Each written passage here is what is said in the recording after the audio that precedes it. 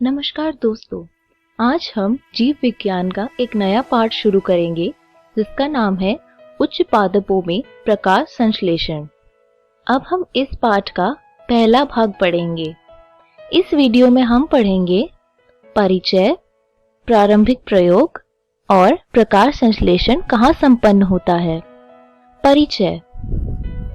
सभी प्राणी, यहाँ तक कि मानव भी आहार के लिए पौधों पर निर्भर है। वास्तव में हरे पौधे अपना आहार स्वयं संश्लेषित कर लेते हैं तथा अन्य सभी जीव अपनी आवश्यकता के लिए उन पर निर्भर करते हैं। हरे पौधे प्रकाश संश्लेषण करते हैं। यह एक ऐसी भौतिक रासायनिक प्रक्रिया है जिसमें कार्बनिक यौगिकों को संश्लेषित करने के लिए प्रकाश ऊर्जा का उपयोग करते हैं। अंततः कुल मिलाकर पृथ्वी पर रहने वाले सारे जीव ऊर्जा के लिए सूर्य के प्रकाश पर निर्भर करते हैं। पौधों द्वारा प्रकाश संश्लेषण में उपयोग की गई सूर्य ऊर्जा पृथ्वी पर जीवन का आधार है। प्रकाश संश्लेषण के महत्वपूर्ण होने के दो कारण हैं। यह पृथ्वी पर समस्त खाद्य पदार्थ का प्राथमिक स्रोत है तथा यह वायुमंडल में ऑक्सीजन छोड़ता है। प्रकाश संश्लेषण के लिए क्या आवश्यक है? पहला है क्लोरोफिल, प्रकाश और कार्बन डाइऑक्साइड।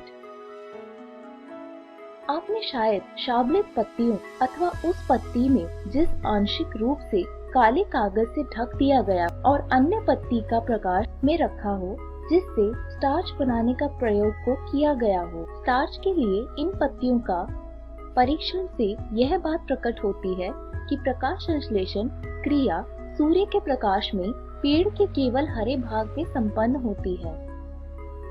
आप एक अन्य प्रयोग आधी पत्ती से किया होगा जिसमें एक पत्ती का आंशिक भाग परख नली के अंदर रखे, इसमें KOH से भीगी हुई रुई भी रखे, फिर शेष भाग को प्रकाश में रहने दे।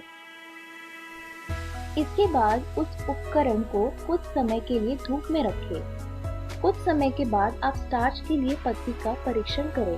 परीक्षण से आपको पता लगा कि पत्ती का जो भाग परख नली में था उसने स्टार्च की पुष्टि नहीं की और जो भाग प्रकाश में था उसने स्टार्च की पुष्टि की।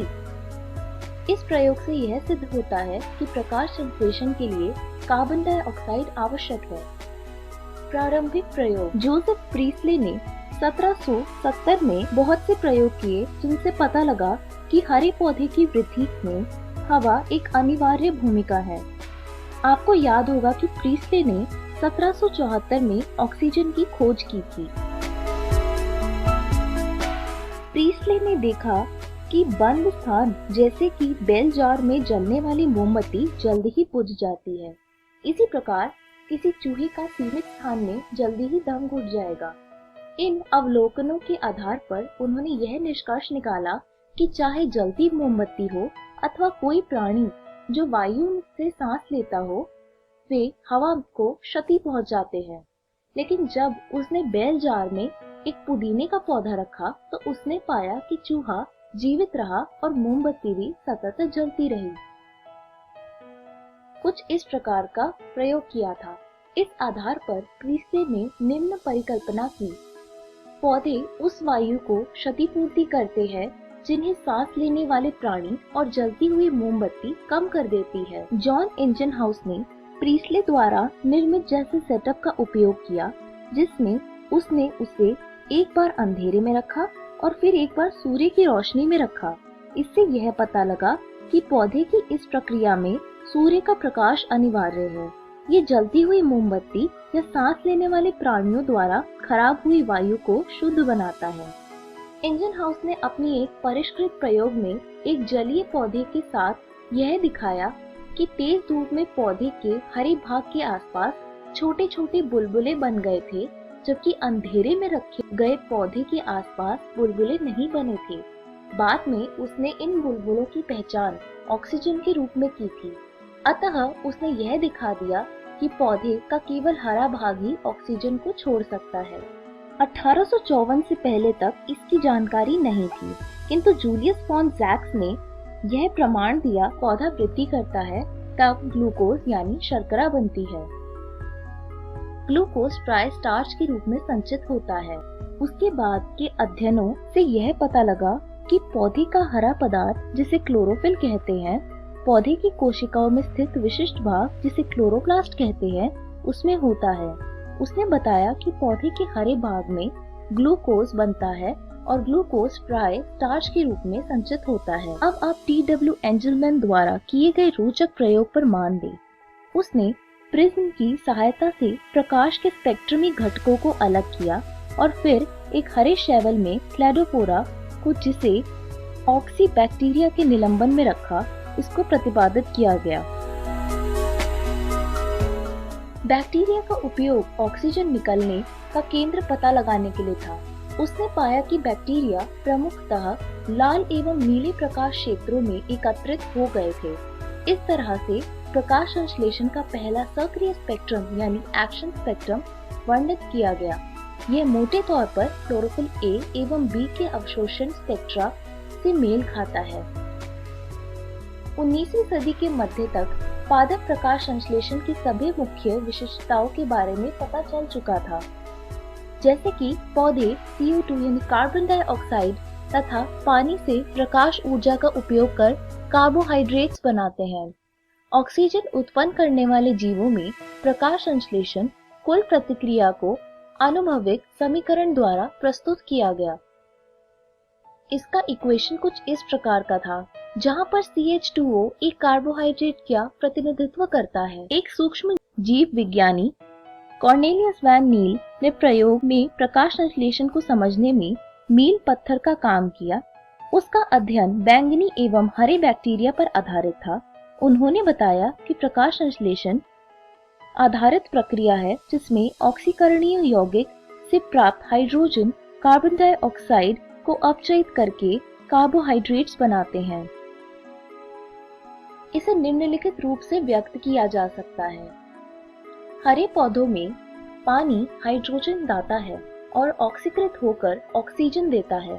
कुछ जीव प्रकाश संश्लेषण के दौरान ऑक्सीजन मुक्त नहीं करते। जब H2S यानी हाइड्रोजन सल्फाइड बैंगनी एवं हरे बैक्टीरिया के लिए हाइड्रोजन दाता होता है, तो ऑक्सीकरण उत्पाद जीवों के अनुसार सल्फर अथवा सल्फेट होता है, ना कि ऑक्सीजन।